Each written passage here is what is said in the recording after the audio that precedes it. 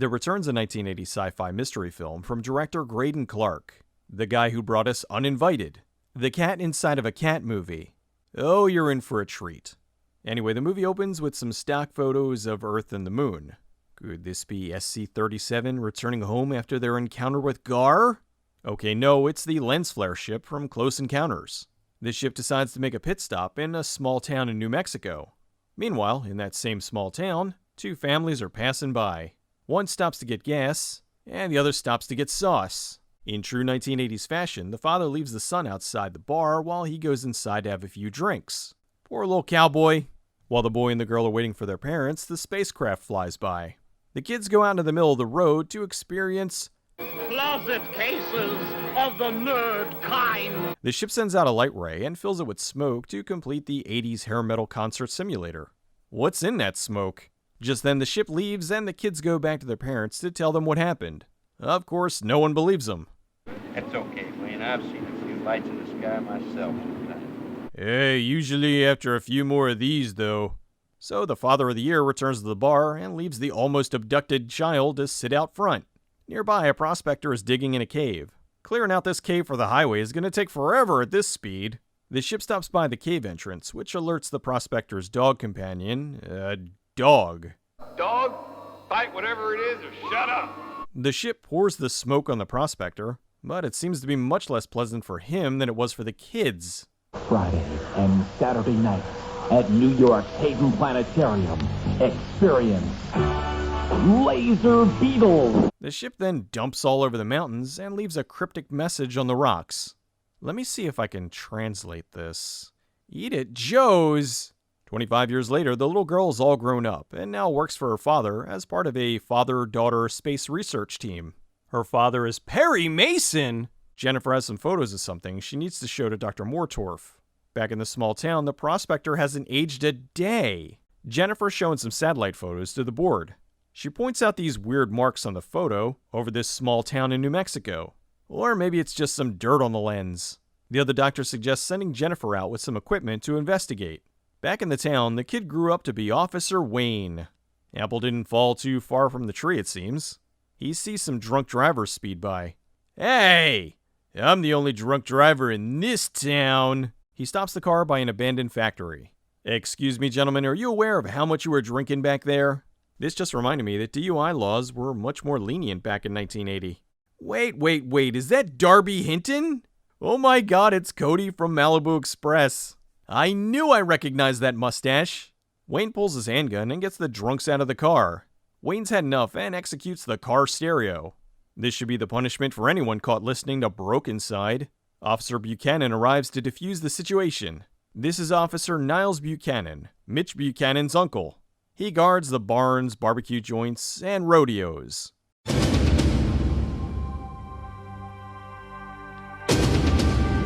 Come on, Wayne, don't go shooting up the locals. Let's go drink instead.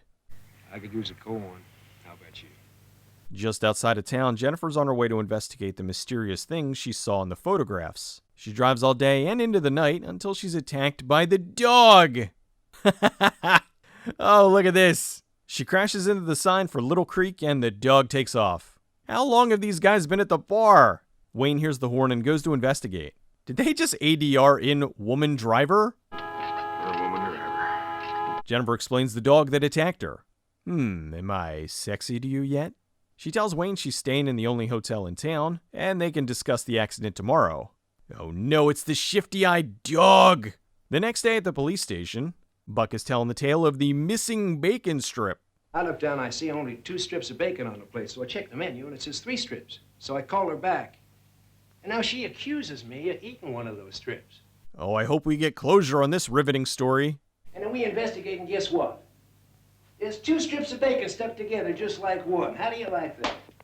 Thank goodness! Now I can get on with my day. Jennifer shows up to talk to Wayne. She explains she's in town doing research for a private company. She heads out and drives very slowly up this hill. Good thing they show it. I wouldn't want to lose any of this riveting footage. She stops at the old woodshed. Could these devices look any more like bombs? She opens the shed and oh no! She rushes back to the car and speeds away. Uh-oh, she caught the attention of the prospector. That night she's developing her film. For those that don't know what this red room is, a dark room is a workshop used by photographers to develop film. The room must be pitch black. Some black and white papers are sensitive to blue and green light. They use a red light to illuminate the area, which allows them to work without exposing the film. This is called a safe light. She then faxes the photo to the science lab, and I'm not explaining a fax machine. The photo she took turned out all weird. I'd like you to try enhancement of this one. It's CSI Little Creek. Later that day, Jennifer heads back into town with her Red Boots DLC. Ew. The waitress is talking to Wayne about some rumors in town. I heard we got a cattle mutilation. That's my favorite song from Rigor Mortis. He sees Jennifer again and decides to turn on the charm. The waitress arrives with Wayne's lunch. Wow. Just then, Jennifer's father arrives. This is a peculiar choice for camera angles. They go out into the fields to check on the devices Jennifer planted and see a trail of blood. They follow it all the way past Nature's Corn Dogs. They find Buck and a cop investigating the dead cow. Buck tells them the cows have been turning up dead and missing body parts. I'm pretty sure we know who's behind this. The cop's upset because every one of the pictures he's taking isn't turning out. Well, obviously it's because he's not shaking it. Walt and his kids are talking to Wayne about the dead cows. Walt's mad about the dead cows and thinks Jennifer and her father have something to do with it. Wayne yells at them like he's trying to get an Oscar. Don't you think I've seen every goddamn thing on earth that could happen to a cow? Over in another part of town, the director has a cameo. What's that? Sorry, that's a sound that cows make. Cows make a buzzing noise? Sounds like he's channeling Torgo. It's all right. Cows are, they eat grass. They're not carnivorous. The cows move and he sees the prospector dismembering one with a portable lightsaber. The prospector deploys the pimp slap. The prospector then carves up Alan. He's doing a really mediocre job of fighting back. Ew. Smells like old Milwaukee and failure. Alan's girlfriend sees this and runs away. Even though she runs away from him, he still manages to get in front of her. Did this just turn into a slasher?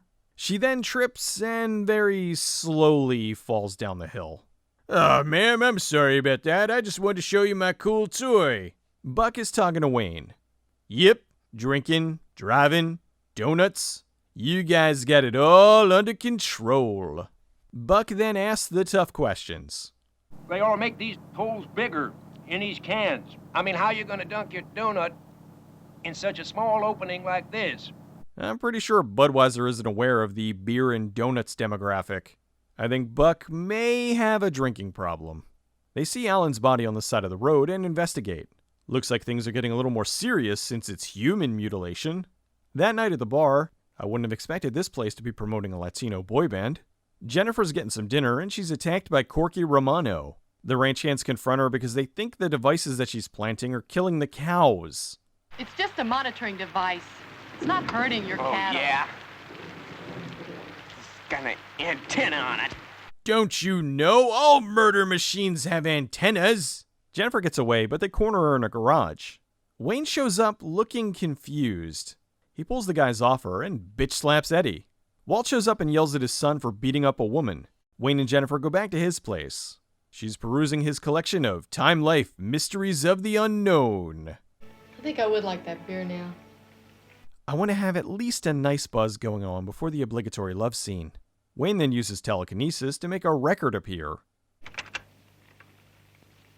Have you ever been out honky-tonk dancing? I don't know how. No, I never have. Jennifer sees the book on UFOs and remembers when she was sort of abducted. She tells Wayne and they realize they were the two kids. Walt and the boys are out shooting up the devices that Jennifer put out.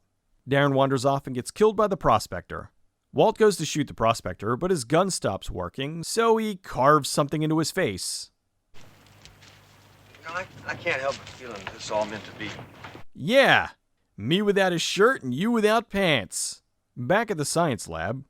Hold on to your pants, everybody. My daughter seems to have lost hers. He shows the other scientists the photos Jennifer took are concrete evidence of alien contact. He then shows them this footage of visible solar system on the Commodore 64. Wayne takes Jennifer to find her trackers, and they find another dead cow. Why does he step on it? Eddie thinks they killed it, so he shoots at him. Wayne shoots him, and they really like having people fall down in slow motion. Eddie lands face first in cow guts. And I thought they smelled bad on the outside. The prospector wanders up and kills him without Jennifer or Wayne seeing it.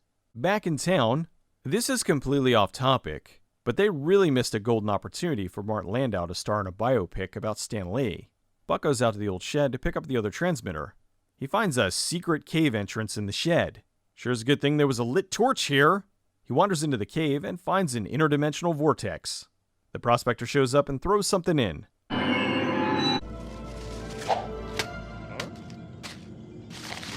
Quit throwing your garbage into our dimension. Buck confronts him and finds he's got a box filled with parts of Eddie. The prospector cuts off his arm and chucks it down the portal. Is it giving the finger? Oh, come on, you can see his arm under the jacket. The sort of men in black are in town investigating Jennifer's discoveries. Wayne and Jennifer go back to her motel, and the prospector shows up. Why is it night all of a sudden? I tried to scare you away. I've tried to keep things the way they've been. He tells them why he's been killing everything. What do you want from us? I want to be left alone. Wayne tries to push him off, but... What is going on here? Is this to disguise the stunt double? Wayne tries to fight back, so the prospector drops a very light roof on him. Help me, hurry! They're killing each other! Well, more like mildly inconveniencing each other. The prospector kidnaps Jennifer. The men in black and gray show up. Wayne knocks one out, and the other one accidentally hits this lady. Wayne uses the town homeless guy to get away. He gets in a car that crashes into this guy for a gratuitous explosion. He then steals a motorcycle and makes a dramatic exit. Couldn't he have just gone out the back? The prospector's driving back to the shed, and I think this is the same footage from before. He brings Jennifer to the interdimensional vortex. The prospector explains to Jennifer what's going on. Done just what I was supposed to. They wanted to keep track of us, and they needed me. They keep track of humans by this guy sending them cow parts. He tells her she was chosen and threatens her with the glow stick. He tries to stab her, but it goes right through her without causing any harm. The prospector is very confused. Don't worry, so's the audience. Wayne's been driving all day, and oh no, it's that dreaded hill. He heads into the shed and is attacked by Stealth Dog.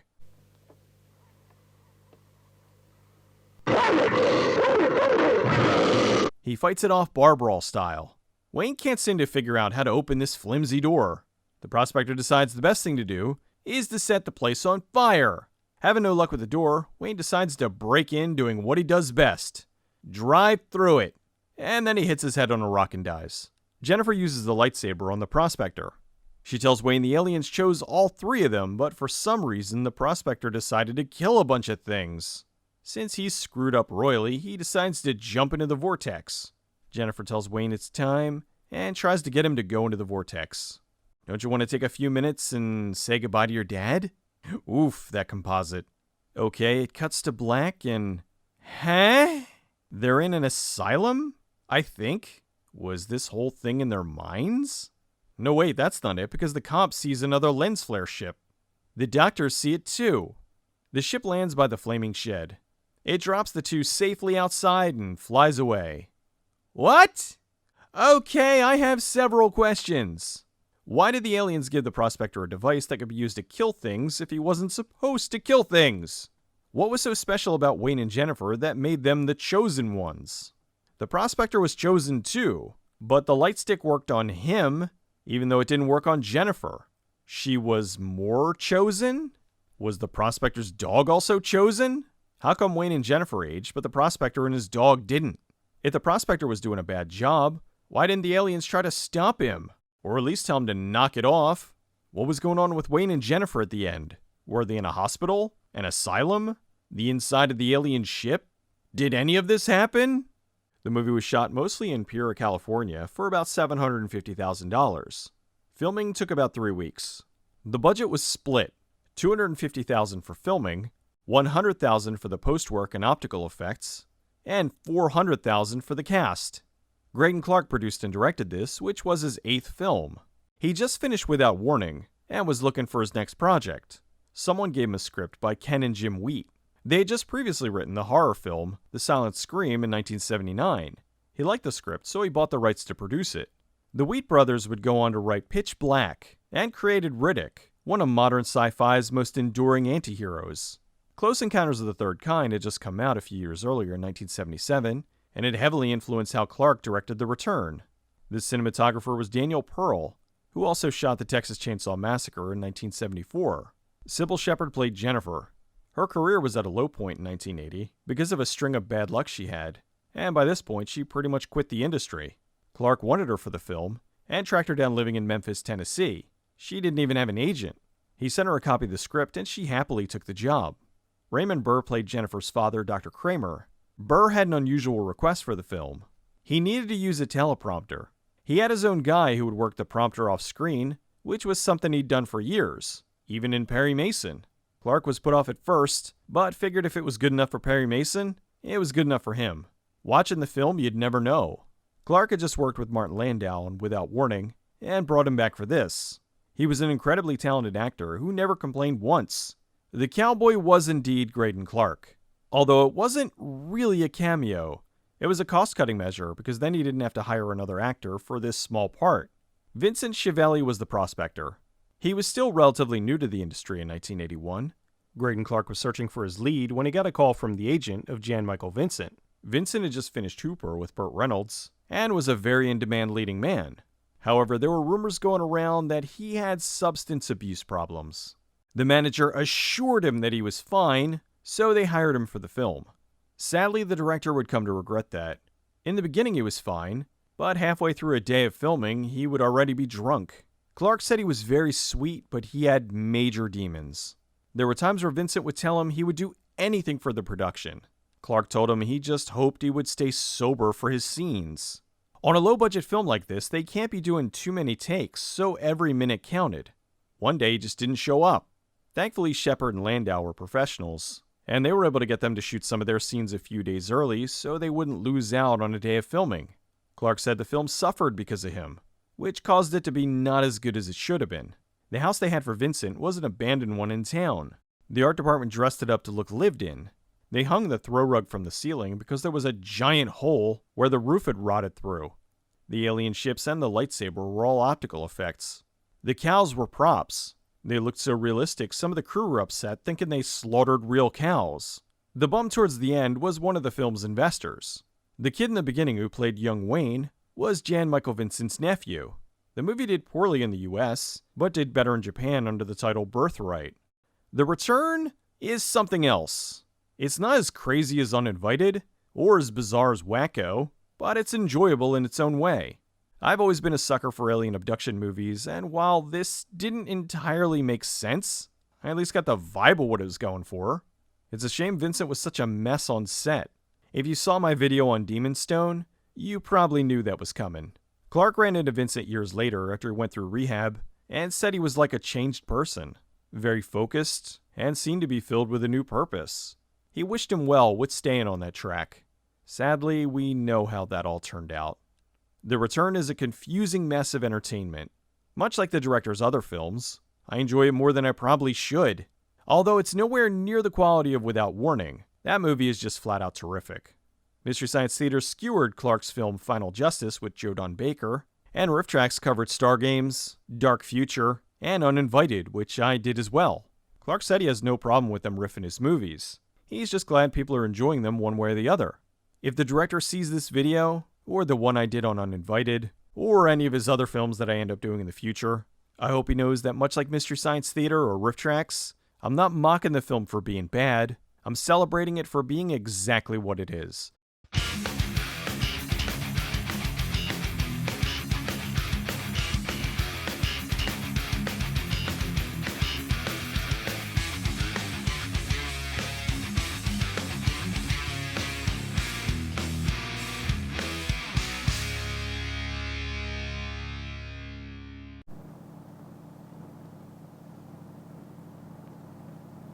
Not a lot of guys have my technique.